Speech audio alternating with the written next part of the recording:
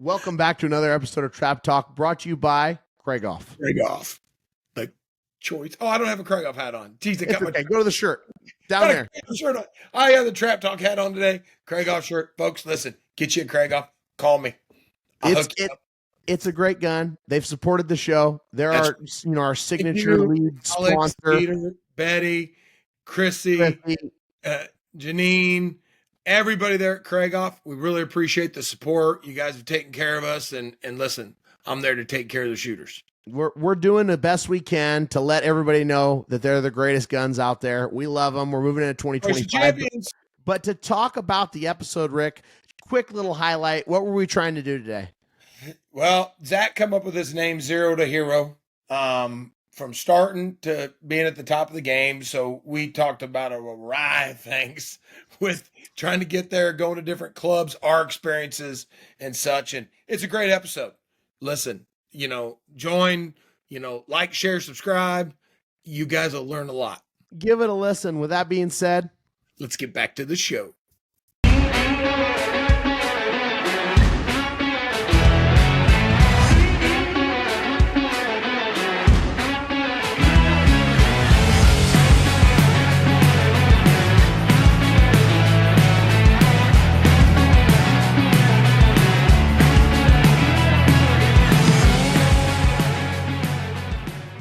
Welcome to Season 3 of Trap Talk. Brought to you by Craigoff, the choice of champions.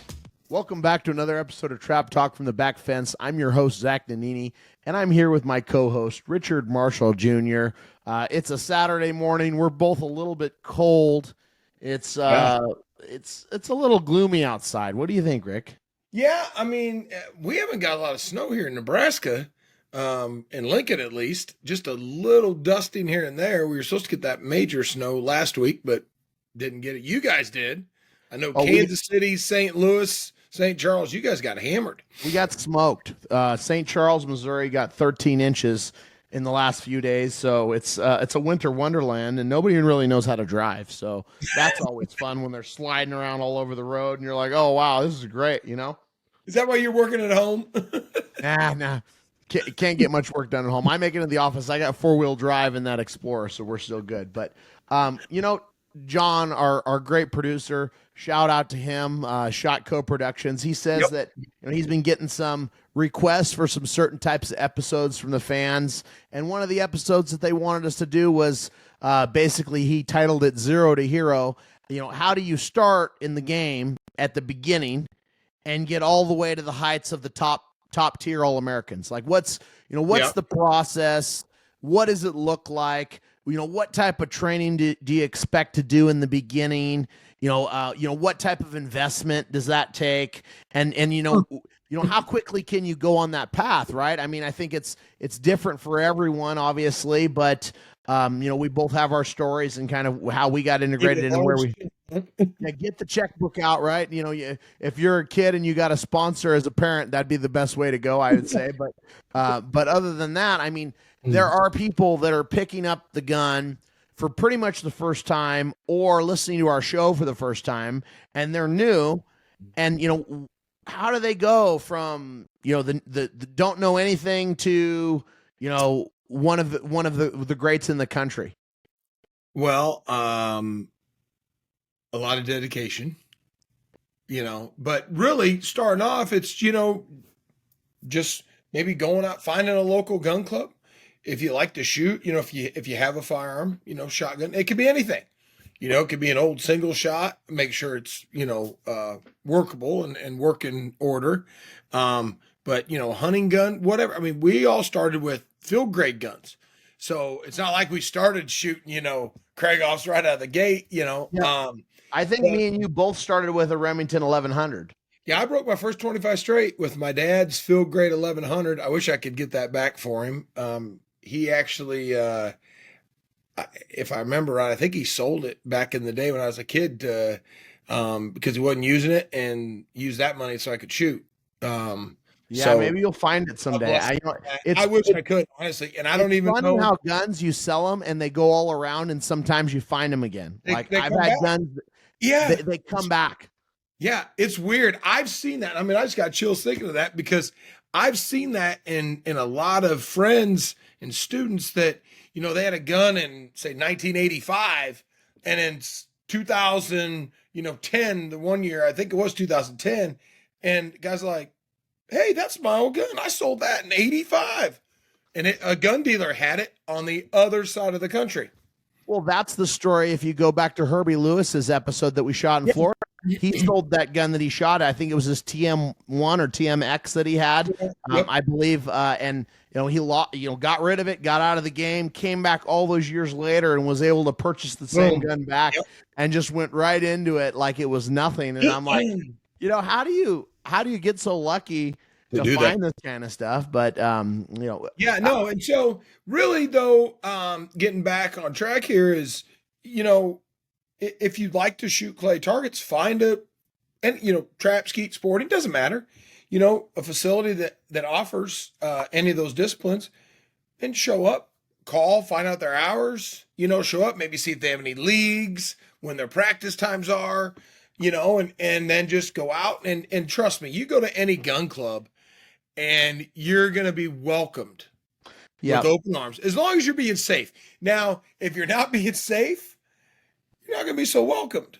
So Correct. That's number one is gun safety. And I stress that a lot is, being safe with the firearm, but, show up, shoot, and then ask questions. With the great thing with, our phones, and everything is, the internet. Correct. You can get on and search your computer. And I think this episode is a culmination of all 105, 6 episodes that we've done. Basically, we've talked about a little bit of the things that we need to do to get there. But like from start to finish, in my mind, I like joining the league. I think there's some consistency in joining a league, a Wednesday night league, a Thursday night league, a local league at your gun club, and getting some consistency and seeing how competitive you are. And then in California, this was a long time ago, they had another league that was kind of an intro to ATA, and they called it South Bay and North Bay. I don't know if you've ever heard of the South Bay, North Bay leagues. Yes, but I used to shoot them. Yep, big deal. So the way South Bay and North Bay worked it was 50 singles, 50 doubles, and 50 handicap in the program. So it wasn't a 300 bird day; it was 150, all non-registered. And there was one South Bay shoot a month. So they had 8 or 10 clubs, and it rotated clubs, and it would travel all around. But that was the first big thing for me getting into it, because there was a ton of competitors. And at a South Bay shoot, it would draw 50 squads or 60 squads. Yeah. Because they were only doing 50 targets. So they could do, those mega numbers. 50, 50, 50 each day. Yes. Yeah. Okay. One day. So it was a Saturday or a Sunday shoot. I think it was Saturdays, and 50 singles, 50 handicap, 50 doubles. And so it was a 150 program. And, the high overalls on those, Dave Kelly was, that was when he was in the prime. He was always trying to shoot a 150 out of 150. Yeah. But you'd win them from anywhere from 140 to 150, depending on, the weather of the day. The conditions, the club. Yeah, the club, the conditions, and all that stuff. Your favorite club, did Martinez had it, didn't it, or no? Martinez was North Bay. Yeah. So then Sunnyvale was South Bay. So there was just a different kind of league of which ones you go to, and they never. Sunnyvale is a great club. You should go back sometime. I love it there. I think step one, Ricky's talked a lot about training. I mean, I can remember back in the day when I didn't have the talent, it was 300 to 500 rounds a week. I mean, of training at least. And I think, Rick, talk about shortening a learning curve. Like for these listeners, when you get started, what does it take to be like, okay, if you got a guy that's doing 50 shots a week, that's just starting versus a guy that does 500 or 1,000, when he's really learning and figuring out, what do you think about shortening that learning curve? Well, when I was growing up, I mean, it was, 500, 1,000 a week, or even a couple times a week doing that, and it was a lot of shooting in the summer and even the fall, whatever, all year long. But with today's technology now, with the pat traps, the Canterbury's, you can go out, set a target, you're struggling, set a target, shoot 25 to 50, and you're getting so much more out of that than when I was a kid and had to go out and I was struggling with a left angle and stand on post one. I might You shoot get 5. 1 out of 5. Yeah, I might shoot 500 to get the same amount that now, I mean, your learning curve now is instead of being an all day training, you could do it in an hour. Couple hours, yeah, hour or two. All right, folks, we got to take a quick second and give a huge shout out to our title sponsor, Craigoff. Me and Ricky both shoot them. We both love them. Yeah, best gun in the industry. I shoot them, I sell them. Nothing better, folks. Get yourself a Craigoff, your scores will increase. Yeah, I mean, Ricky's got hundreds and hundreds and hundreds with his. I mean, I've got a few hundreds, but I'm always working to get a little bit better, and they definitely help me, that's for sure. So on top of that, we also got to thank Winnig. I'm wearing the shirt today. Love this shirt. If you're down at the Grand, pick one up. Yeah, Winnig, like I said, Zach, hundreds and hundreds and hundreds with my Winnig stock. You know, get a hold of Bobby, Luke, Bill, get an appointment set up. They will make you a better shooter with that Winnig stock. Of course, yeah, the Grand's the great place to do it. Give them a call, get on their book. It's worth your time. Just remember, winners shoot Winnigs. With that being said, let's get back to the show. It also has to do with how flexible your gun club is to allowing you to make those adjustments, right? Like, you know, I'm very blessed that I'm at a gun club where I can go and I can maneuver the traps and, you know, make adjustments. I know some gun clubs, they don't. And not to jump in on Zach, but speaking of that, folks, really, you know, be in the know with your club, you know, be respectful of your gun club, talk to the people, you know, that run it. If you can't do it, trust me, managers, you know, general managers, board of directors will be more than happy to set a trap up for most people and set a target a certain way. 100%. If you don't have that ability to do it. 100%. Yeah. Now there are some clubs that don't have the capacity to cater. You know, you know, there's some 2-trap clubs that I know that are open to the public where, you know, they've got people waiting in line to shoot all day, so they can't really, you know, set a specific field during public hours. But if you can join a club where they have enough traps and they, you know the managers and you can kind of work on that stuff, I would say, you know, at the beginning, you know, good practice. I think shorten the learning curve with multiple practice sessions and shooting enough. I mean, and if you don't have the budget to do that, I would say you overwork the gun mounts in the household, like we talked about, where we're mounting the gun and we're being consistent. We're building the muscles right off the bat. Those are the things that right off the bat are going to shoot you up. Because for me, I mean, I'm looking at your average. I've looked at it before, looking at my average. There's years where, you know, you're kind of where you are, and then there's boom, there's an explosion and there's a takeoff. Because my average was somewhere in the 80s, and then a year or two went, and then boom, it was like 94, and then it went from 94 to 97, and then it just kind of always, you know, went up. And I think those are those explosive areas of learning where something just naturally clicked. And unfortunately, I don't think you could fake that learning. You have to, like, it has to click, and it has to happen in your own head. There's no faking anything when you're doing hand-eye coordination. And that's what shooting is. You know, there's other things to do. You know, growing up, I mean, I played pool, billiards, very competitive at a very high level at that, and darts and you know, did also anything hand-eye coordination I love to do. I always said I had a misspent youth. I spent a lot of time in the bars and pool halls, you know, around the United States, at all the shoots I went to. But you really, you know, you could shorten the learning curve by really the determination and the consistency. And you have to put in the work. I mean, it doesn't come easy. And that's where, you know, starting off, you know, join a league, you know, join a gun club, join multiple gun clubs. You know, without these gun clubs, we don't have the sport. You know, and we've talked about this a little bit before about getting back to the smaller clubs and stuff. I really think we need to do that as a shooter. Smaller clubs are where we build the competitive shooters, period. You have to have the small clubs to train. I love going to Florida every year. I love going to Tucson. I love going to Vernal. I love going to all these places. But guess what? I live in St. Charles, Missouri. And if I can't go 25 or 30 minutes in practice, it's going to be really hard for me to keep myself at a level where I can compete. Yeah. And so you have to support your local clubs. You have to keep them going. I think, you know, once we've talked about journaling, setting expectations, setting goals at the beginning, know really, really clear crystal vision in your mind.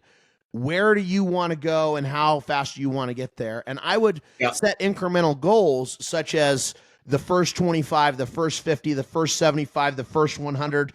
I Yep. mean, you need to be tracking what you've done and Yes. pushing that envelope to get to that next level of, okay, because if you want to get all the way to the top of the All-American team in whatever it is, you're going to need to be able to, run a 200 straight in singles, run 100 in doubles, get to the 27-yard line, obviously. You're going to So, have to at the highest level, correct. going there. But to get there, and let's not just go from the bottom right to the top, it's, the determination and the wherewithal, and the financial ability to do these things too. Because let's face it, shooting is not a cheap sport. No, and I agree with you. I think for you need to, here's the one thing is you need to start and set the goals, like Zach said. And that's one of the major and main things is set your goals, and you accomplish a goal, check it off, set a new goal. Always when you accomplish a goal, set a new one immediately. Get something on there, write it down in your head, whatever it is. But we started at the clubs, and going back to that is with the gun clubs is, you have Gateway Gun Club that you shoot at a lot, Daniel Boone Gun Club, Gateway Gun Daniel Club Boone. are my two major places that I train and practice, and and they're both fantastic. Yeah, so I've been a member at Lincoln Trap and Ski, Lincoln, Nebraska since 1987, 88. My dad and I'm fortunate that I could go out there, I could teach anytime. I could go out and practice anytime. I've got keys, I've got cards for the long range system and such. And then we have a sporting course out there too, and do the same thing. And that's the ability is you shoot long enough, you get to know so many people. But I can go out, and if I want to go and change the targets, I change the targets. I work on with students, I do that and put it at a right angle. We shoot 10, 15 targets, and they're like, oh, okay, move on. It shortens everything. So, join your leagues. Now, go and really, support your local clubs, your local shoots if you can. The weekend ATA shoots. And I think that's where step one, after you've kind of walked through that area, is getting that first ATA weekend shoot under your belt locally. I mean, and I think you have to win in the small pond before you go to the big pond. Like, and this is something that Dave Kelly told me a long time ago. He said, I disagree with that. I disagree. Because you're setting yourself up. You just need to go compete and enjoy shooting. Don't now here's the deal. There's a difference between the mentality of what Dave Kelly is telling you to what you were trying to do is make the All-American team and you're trying to win and all that. Where some of these shooters, they want to come and enjoy the sport and they want to shoot. So I always say, listen, shoot all the shoots you can. And if you got the chance to go to a big shoot, then go and experience it, because experience is better than waiting till, oh, now I'm good enough. You put a negative in your head because, I'm not good enough to go to that shoot. No, everybody's good enough. This is one of the greatest things about trap shooting or skeet shooting or sporting clays is I can go out as a brand new shooter and stand there next to, Leo, Harlan, Ray Stafford, Dan Benias, Brett Robinson, Daryl Handy, whoever. Phil Kiner. I mean, just the list goes on and on and on. Bob Munson, Eric Munson, Sean Hawley, yada, yada, Joey Char, whoever you want to talk about, and stand right next to them and shoot. I do think there's something to be said about that experience, like you said, Rick, where the experience, no matter what, if you're going to those big shoots or not, that's helpful. But, what I was focused on when I was picking up the gun is I'm like, okay, I won at my league level, and then I won at my South Bay level, and then I won at ATA level, and then I started winning at the state level. And then once I was at that level, it was like, okay, nationally, I know I can compete. And I think there's so many shooters in my mind that are great shooters. An example, we did an episode with Kelly, but we did an episode with John Mullins. And Mullins is a great shot. Now, Mullins, I think, has only made the All-American team one time, but I think he's made it more than that. I thought. I think he was an all-star team a lot of times, Well, then he's maybe on all-American team once PITA. or He twice. shoots a lot more PITA. But what I'm trying to articulate is I think there's people that are big competitors locally, but they can't necessarily always make the time to go to all these places for whatever reason, work, family, this, that, and the other thing.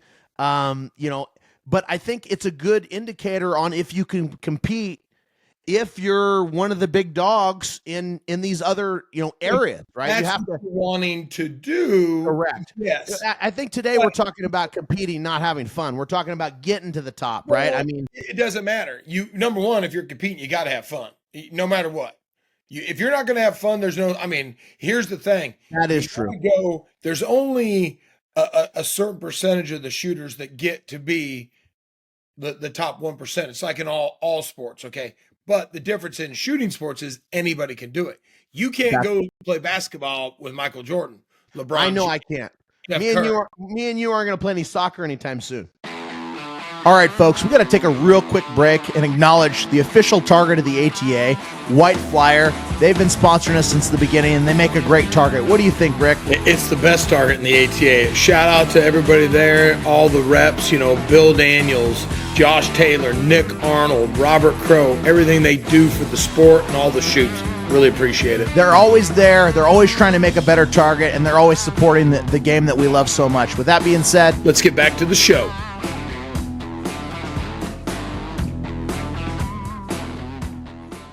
I'll go play soccer. I grew up playing soccer. I'll do it. We can't do it with those people, though. You can come shoot. That's the greatest thing about shooting sports is anybody can do it. And I really promote that. It's like, come have fun. Come enjoy the big shoots. Don't just stick around at your little club and shoot there and then go, well, yeah, I think I'm good enough to go compete. Well, everybody's good enough to go compete because guess what? When it's your day, it's your day. That's why that's true. I love the shoots like the Grand American. I really believe the Grand American should go back to shooting off the doubles every night. I think that would be a great thing. I think you get a lot. You get handicaps and doubles every night would be a lot of entertainment for sure. I understand why they don't shoot off singles every night. But still, it's the World Championships. It's each event is each event. It's not this event goes into this event. No, it's that you only get a trophy for that event. So we used to shoot off the doubles and the handicap every night, and then they switched. But so going back, shoot, join your clubs, go to the little shoots. Try to get to a state shoot, your own state shoot if you can. If not, do you think it's better for people to try to go to the bigger national shoots before they even attend their state shoot? No, I think go and enjoy your state shoot if you can. I love shooting Nebraska state shoot when I can. But, my business and with all my sponsors, just like you do, there's certain shoots I got to go to. Yeah.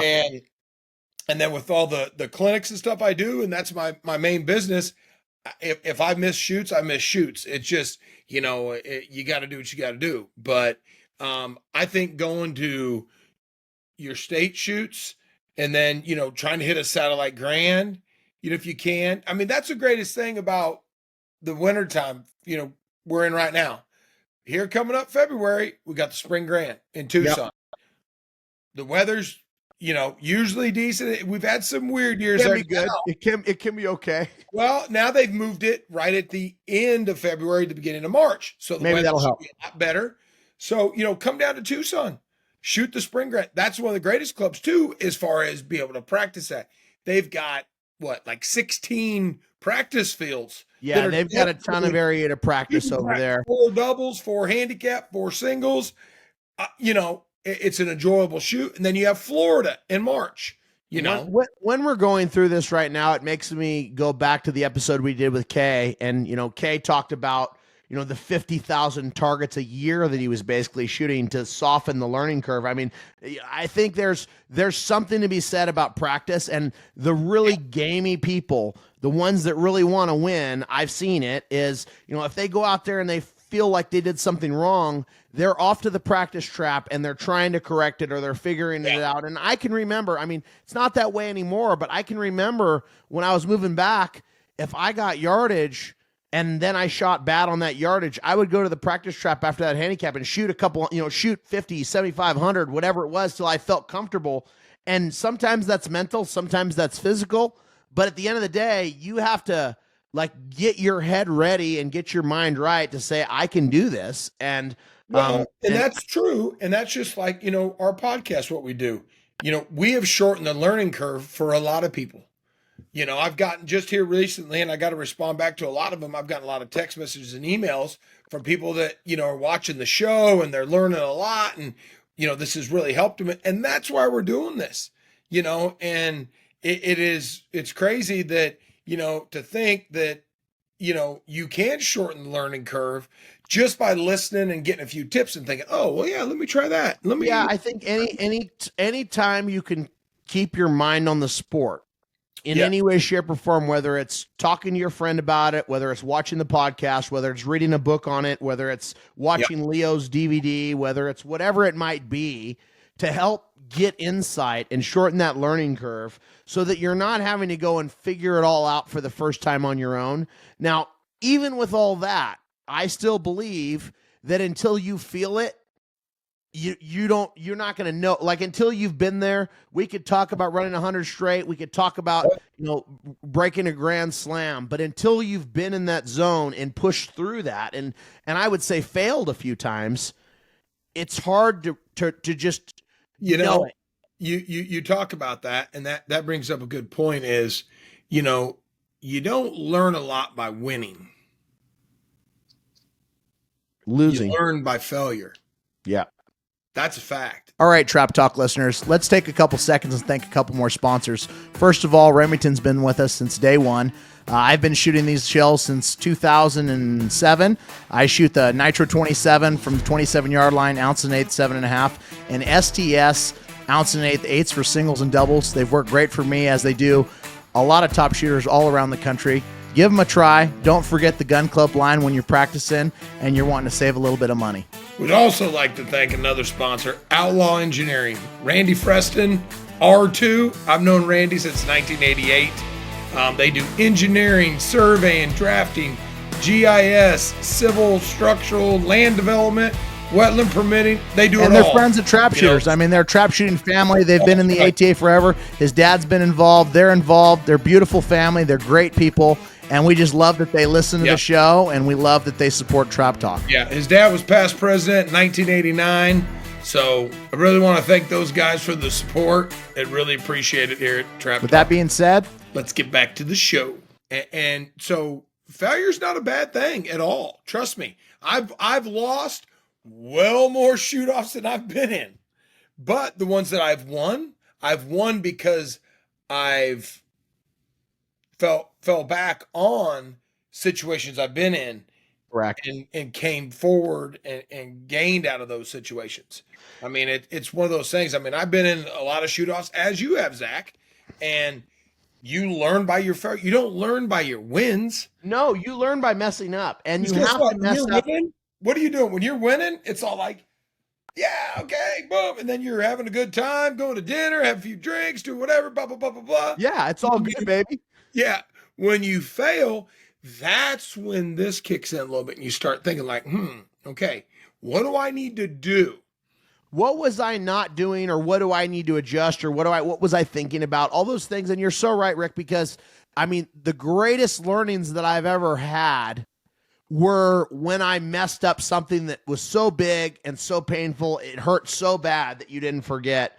I remember the first time I messed up my 100 straight from the 27.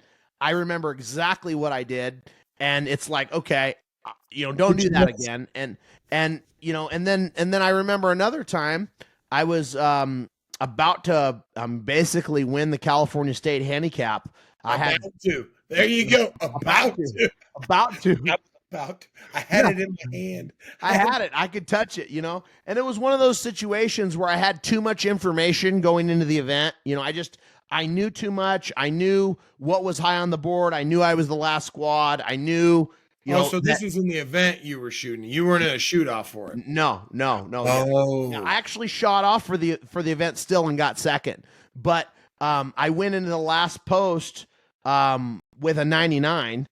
And I'm like, I pretty much knew that a 99 was going to win because nothing had been on the board, and I was the very last squad.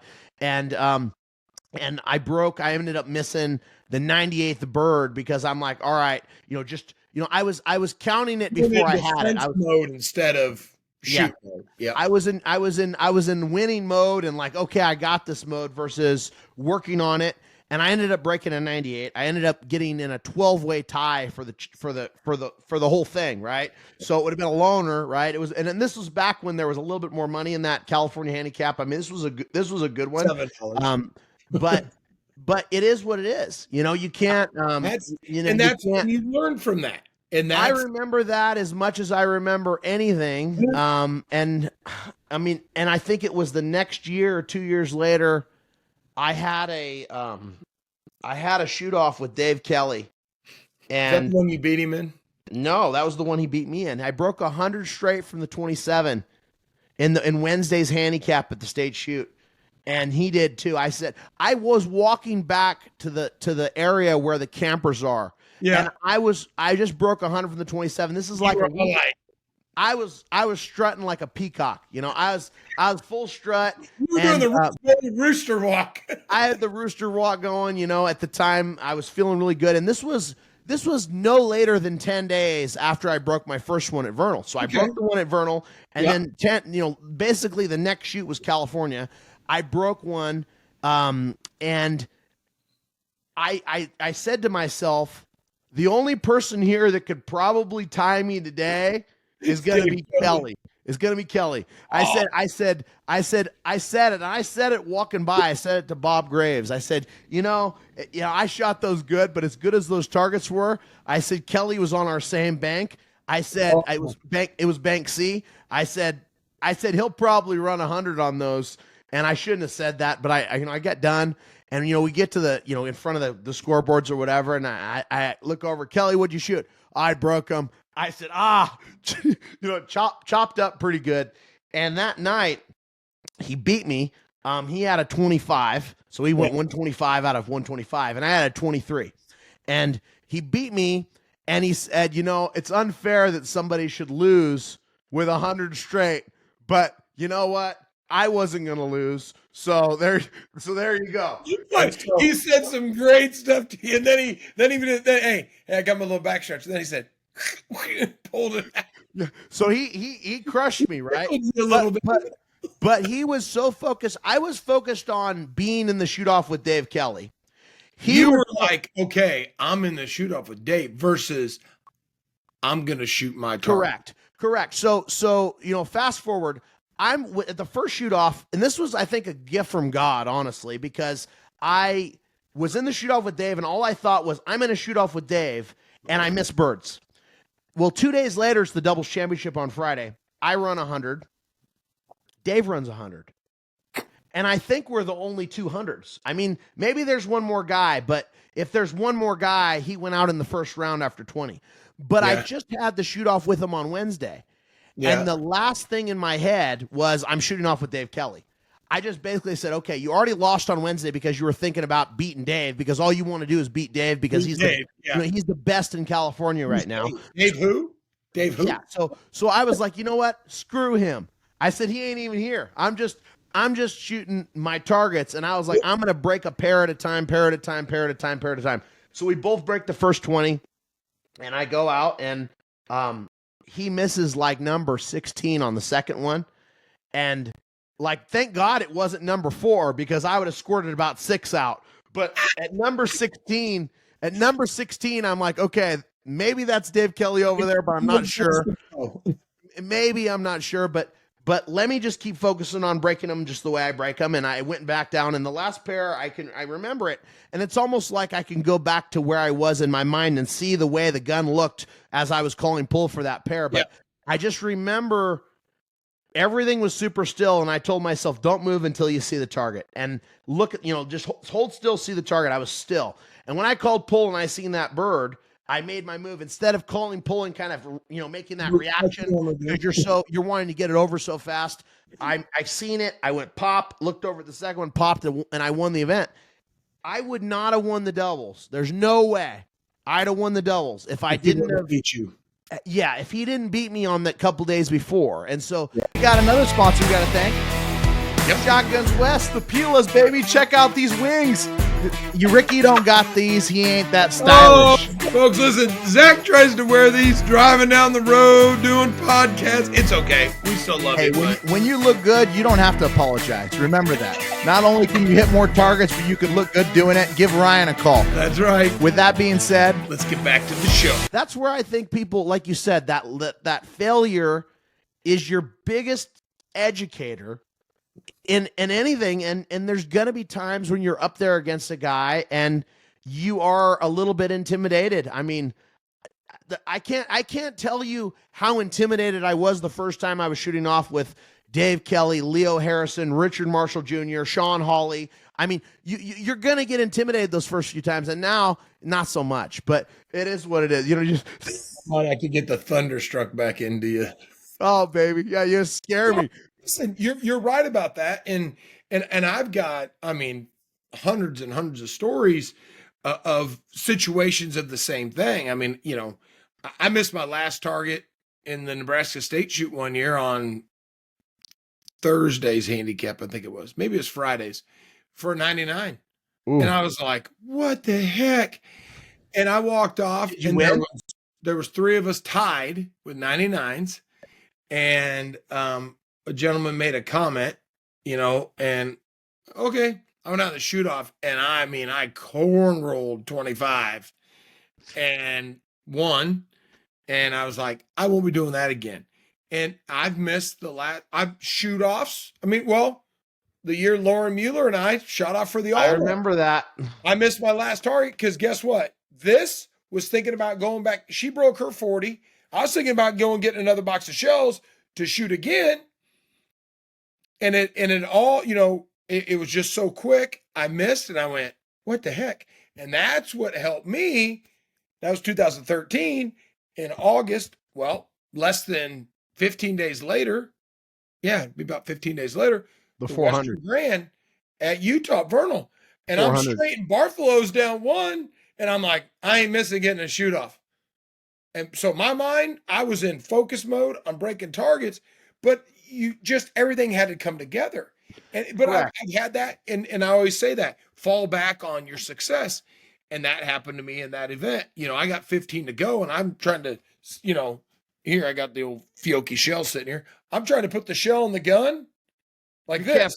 You can't find the hole. Pressing, and I'm like, oh crap. And I settled down and I said, listen, you broke 100. I broke 100 on Thursday's handicap there. I said, you broke 100. You know how to do this. Yeah. And then my mind, I just kind of calmed down and broke those 5, went to the next post, broke those 5. It's amazing how you could talk to yourself and settle yourself That's what I down. always say, But self-talk. That's what you have to have. You have to have your conscious mind, you know, overturning your subconscious, because your subconscious is the devil. he's trying to get you every time. Also, we've got Mid-State Precious Metals, Ron Prescott. He's a great guy for all your gold and silver needs. Ricky, tell him about our friend. Yeah, Ron, he graciously donated a 10-ounce silver bar to our live in-person podcast in Tucson. And, you know, he has everything. I bought a bunch of silver from him. You know, we got our silver and gold for the fun day at the Nevada State Shoot on Monday this year. You know, John got all the silver and gold for the Nevada State Shoot. So look him up for your silver and gold needs. He'll give you the best price out there. He really is, and he's a friend of the Trapshooters. I mean, he's looking to get gold and silver to these gun clubs for their shoots at the lowest price across the country. He's doing them a service and helping grow the sport. So, you know, thank you so much for that, Ron. Yeah, thank you, Ron. We appreciate it. With that being said, Let's get to the show. As important as all this stuff we're talking about with learning, we're talking about going to the top of the team, moving yourself up. You have to really think of yourself. Your mind is going to sabotage you on the way up because you're like, okay. It's not Bullard. You know, when we're shooting together, we're not sabotaging each other. We're enjoying it. We're laughing and joking. But at the end of the day, we want everybody to shoot well. So I believe in the karma, folks. So, you know, now Justin Debris, he don't believe in karma. He's Hey. always telling Zach, "Oh, you crap down your leg. Oh, don't miss that target." And I'm like, "Mm-mm." I learned that a long time ago from one of our great, one of my great longtime shooting buddies, Dana Dobson. God rest his soul. He's passed away several years now, but Dana he'd tap the mics, we'd screw around. And one time he did that and a guy missed the target. And Leo was on the squad and he was doing it to all of us. And Leo, we were all doing it. And, and I said, "I'm not in this. I'm out." And Leo's like, "Yeah, I'm not messing with that." Well, guess what? Dana kept doing it. And then one of the guys on the squad tapped the mic, and it threw a target and Dana missed. And he got so mad and pissed off at everybody. And we said, "Hey, you were doing it." And he's like, "Well, that's different." No, it's not different. It's that karma. So what I always say is, you know what? Have fun. Shoot your targets. When you're done, look, "Oh, this is what I broke." If you have a bad event, bad trap, don't, like my famous saying is, don't make a bad post turn into a bad trap turn into a bad event, and a bad event turn into a bad day, and a bad day into a bad shoot. Because, And then a bad shoot turned into a bad year. yeah, exactly. Oh, baby. We're going to have to sweep that one under the rug. But in all reality, folks, go to some shoots, okay? But have a budget. Get your ammo. You can get that from a distributor at the local clubs, whatever. Set out like, okay, here's the shoots I'm going to go to. Here's the shoots I want to go to. How much does it cost? Check hotels. And that's one thing that, Zach and I are trying to do here with the podcast too a little bit is, get some info out to people on shoots. So anybody out there, if you got some questions about shoots, send them in. Trust me, there probably isn't a shoot or a state that we haven't been to. I mean, I haven't shot clay targets. We've been to almost all of them. Or Alaska. Those two states, I've shot clay targets in every other state. At least one, teaching and stuff or stopping at a club on the way to a shoot or something. But the one thing is, ask questions. We'll help you. I think it's so important to ask questions. I think it's so important to establish a budget. I think it's so important to establish what your goals are. I think, there's some people that believe in an average. There's some people that don't. I think knowing where you're at and tracking and getting better, I think is important, regardless of, the average. I think I personally, on the way up, kept an average card. And after every single event, I wrote it in and did the math on it, and I was trying to raise my average every time I shot. Now, that didn't always happen, and I wasn't shooting for average. I didn't go to shoots that were only easy, but I was always trying to say, okay, if I can raise my average and be more consistent, if I can be more consistent with my scores and be more consistent with the way I shoot, then that's going to help me win consistently. And I know Rick doesn't shoot for an average, but he has one of the highest averages in the country because he's always trying to hit every single target that he's shooting at. And and to go a little deeper on that. So one of my goals as a kid that I had was Frank Hoppy, of course, is my coach and mentor, and Frank made me keep an average card. And I did, and I still got them somewhere in all my junk of stuff, my wife says, of everything. But I would have goals. And one of my goals was to shoot better than my average. That's a great goal. If you can shoot better than your average, you're doing well. Okay? So set that. Say your average is 85. Push for 86 or better. And if you keep pushing that envelope and you keep pushing that number up, you're going to get better. You have to get better. Yep. So that's more consistent.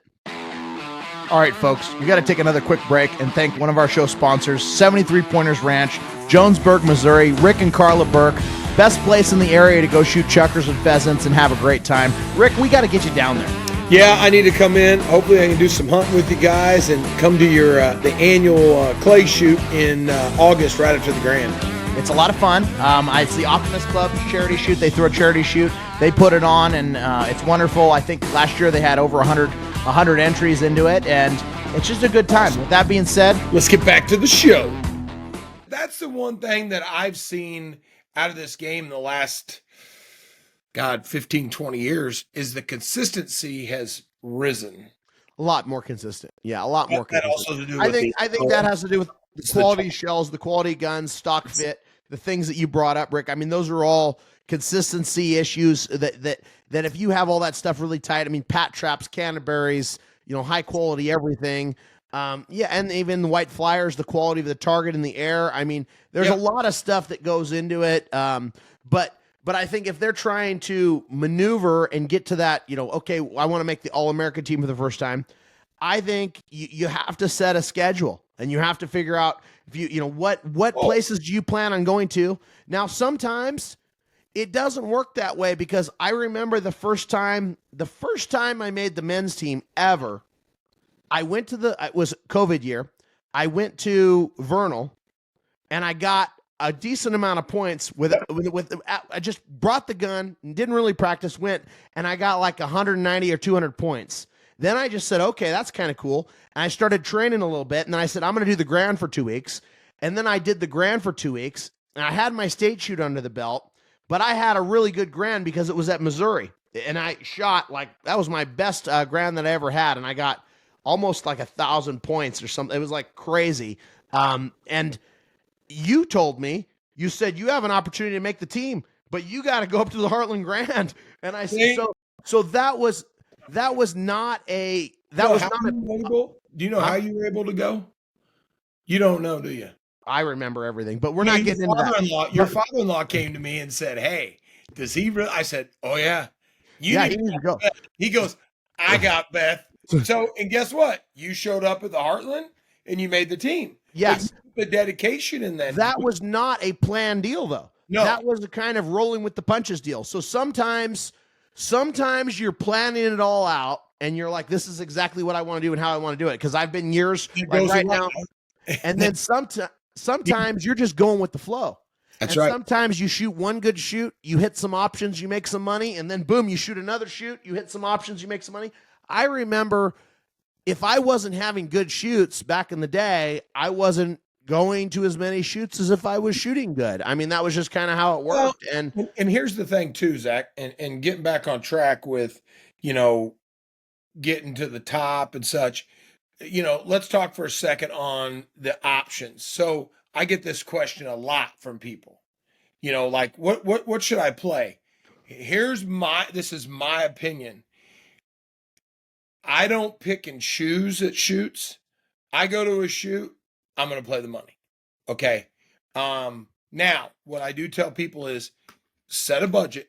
Okay. And that's the one thing where, we can help as far as like, okay, where do you stay? Blah, blah, blah, but set a budget. You know what you're going to spend in food.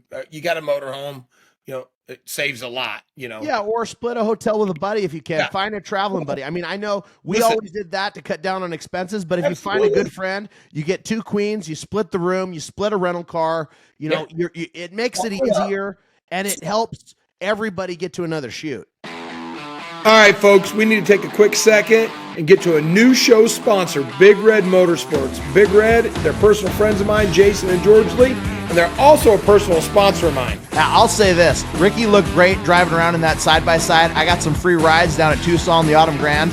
I think it's awesome that they deliver all across the country, and obviously they love trap shooters, they love trap shooting, and they're doing a great job. Listen, they got Can-Am, Kawasaki, CF Moto, Triton trailers. Hit them up. We'll take care of you guys. With that being said, let's get to the show.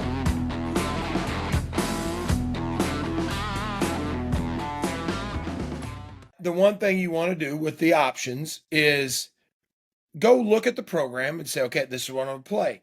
Now, I'm not a big fan of, okay, I'm going to play the Monday today and then I'm not going to play tomorrow. I'm not going to play today. I'm going to play. Yeah. Either do it or don't, because this is where the mental game pops in is, oh, am I good enough today? You're always good enough.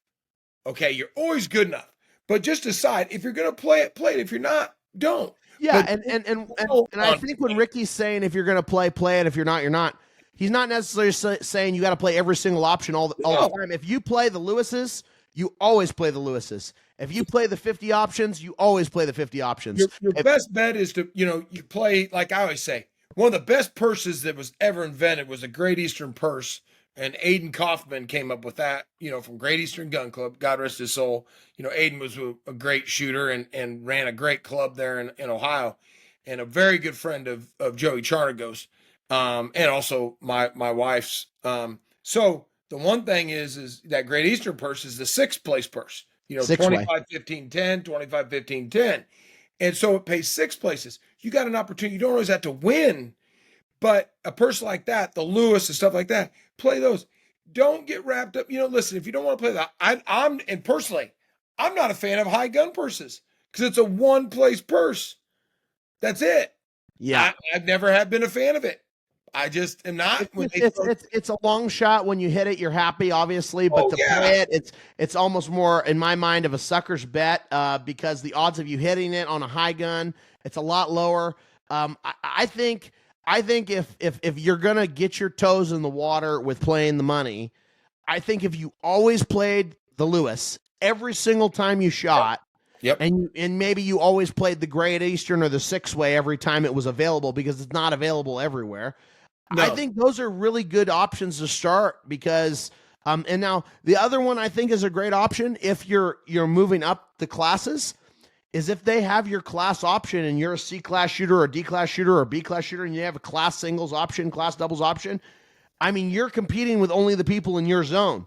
So it's not like you're chopping money with other folks. You're competing against those other guys. The problem I have with those options is lately there hasn't been as many people playing them, so they're kind of diluted. If you only have 10 people and 5 of them play it, well, it's not really, worth it. But I think if everybody that shows up to the shoot can just say, okay, there's 10 events this week. The options for the Lewis are $20 an event. It's going to cost me $200 to play all the Lewises this week. No matter how good or how bad you're shooting, I think everybody should make that commitment, because it's going to put money at the top for the people that are shooting at the top, and it's also going to put money all the way through the line for all these other people. You got an opportunity no matter how you shoot. Yeah, and you can and to shoot a whole week and to not hit any Lewises is really kind of hard to do. Yeah. And that's the thing. So the main thing, set your budget, okay? Get a budget, set it. This is my shooting budget. Okay, this is my budget for guns, for ammo, hotels, flights, RV, whatever it might be. But, know what your costs are. Yes. And then, pick, if you can, depends on how much vacation you have, go to, the little clubs, the littler shoots if you can, the state shoots, your zone shoots, your satellite shoots. And then ultimately try to get to the Grand American. Trust me, it's one of the best shoots of the year. It really is. You've got a building there. You can stop come see us. Come say hi. See the studio. Hopefully, we're gonna have some new swag coming out too. I want to make shooter's towels. I think we need shooter's towels. We're gonna have some shooter's towels. We're gonna have some shirts. It's gonna have the logo. Maybe some koozies on there. Me see target, me shoot target. That's Zach's shirt. Yeah, we need a koozie or two, something. I mean, there's stuff. We don't know what we'll have, but we'll have a bunch. We're gonna have an array of stuff. Hey, Trop Talk listeners, let's take a quick second to thank a couple more amazing sponsors. SOS Clay's Shoot Management. They're doing a fantastic job. I love the app. I love being able to see everything on my phone instantaneously. It's freaking awesome. Rick, what do you think? Yeah, Greg Pink and his group over there. I mean, they've got majority of the satellite grands, majority of the state shoots. I think it's 40 plus state shoots they're doing. But the app, honestly, we were doing a little beta testing with that at the Spring Grand. It's awesome. You can see your squad if they paid. You can see your options, your payouts. The whole works at your fingertips. Great deal. They're just Ricky knew how much money he made before he even got off the line. He was like, hey, I'm buying lunch. I'm like, yeah, good job. We're good to go. That's we right. also got gun and trophy insurance. I mean, they're the best in the business. I know they're great price. Ricky, you're familiar with them, right? Yeah, Cole and Larry Cushman been long-time supporters of myself, and I've been a supporter of them, and especially with my college team. We require insurance. It's so fast and easy to sign up and get your insurance in literally 10 minutes. You can have your guns insured, and they're just great. They're great to deal with. Like I said, you can do your trophies also, your wildlife animals and that such. and your guns. It's just a great. It's product. always good when you're Great traveling product. around to have that peace of mind and know that you don't have to worry about losing your stuff forever. And these are expensive things, especially when you got those Craigoffs. You got to keep them insured. So, Exactly. with that being said, let's get back to the show. At the end of the day, folks, have fun. That's what we want to see. We love shooting. I mean, listen, I'm ready to go shoot now. A little cold outside. He's all charged up. One episode and he's ready to go shoot.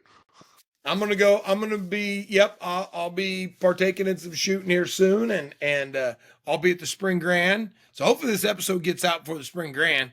I think this will get out before the Spring Grand. But yeah, I think another little plug. If you're wondering what's going on and you haven't, go to shootata.com and that'll show you what the satellite grands are, where they're located. You can look up local shoots. You can run your average there. I mean, obviously, with the SOS app now, you can track your average very easily. So that's kind of cool. And they got that out now, the whole membership. Greg Pink over there at SOS. I mean, we can't thank him enough. No, they're killing it. They're doing a great job, and they're making it more fun and more easy to know where everybody's at, know the information. But yeah, I mean, it's a fun process, but it can also be an overwhelming process, because I remember when I started, it was like I'd get the trap and field and I'd go right back to the shoots and I'd have a highlighter and I'd highlight all the shoots that were close to me and all the dates. And I'd be like, okay, which one can I go to? Because my thing was I wanted to go as many as I could.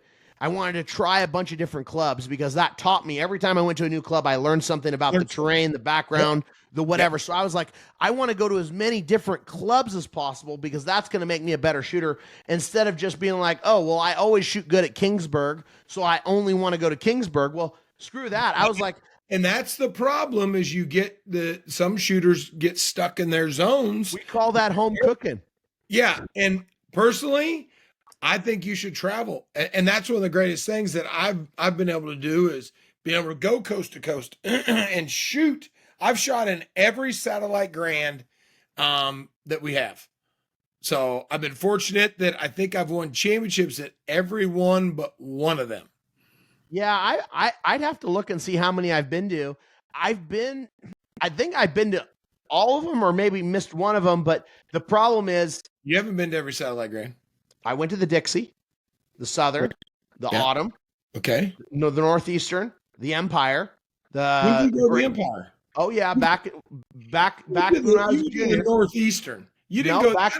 I didn't think you went to the Empire. Back when I was a junior, I went once in Cicero or whatever in New York. Yeah, I went up there. The Empire and the Northeastern too. Yep. I never went to the Dixie when it was in this new place, but I went to the Dixie when it was in Florida, because I used to go. It was Florida. You didn't go before then. Huh? It used to be in Savannah. So yeah, I went to the Dixie when it was in Florida. I went to the Southwestern. Now it's in Texas and in San Antonio. I've been to the Western at Utah, which was Salt Lake Gun Club at the time, and then it went to Vernal. Which ones am I missing? None. That's all of them. Boom. So, see? No. Well, technically, no. You didn't go to the Midwestern Grand. You weren't. Yeah, they didn't have that when I was alive. So didn't have that when I was alive. Midwestern started in El Reno, Oklahoma. Okay, and then it moved to San Antonio to be the Southwestern. I've heard of this shoot. Yeah, now it's in Kansas. Kansas is not Southwestern.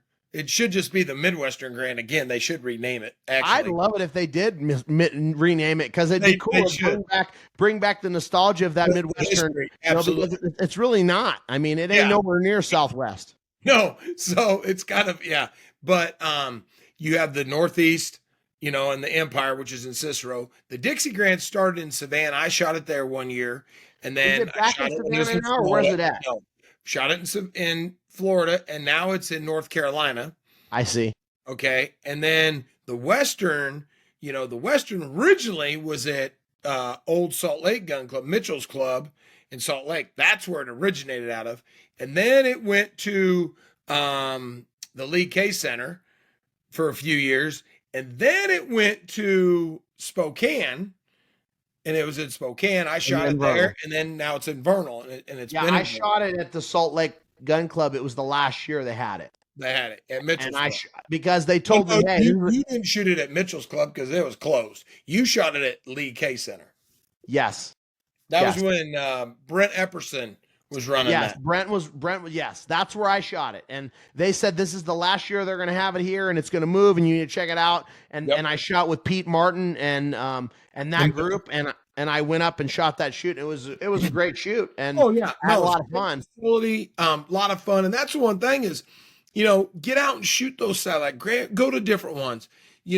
Try to go different places. That's right. Did you go to the Great Lakes Grand?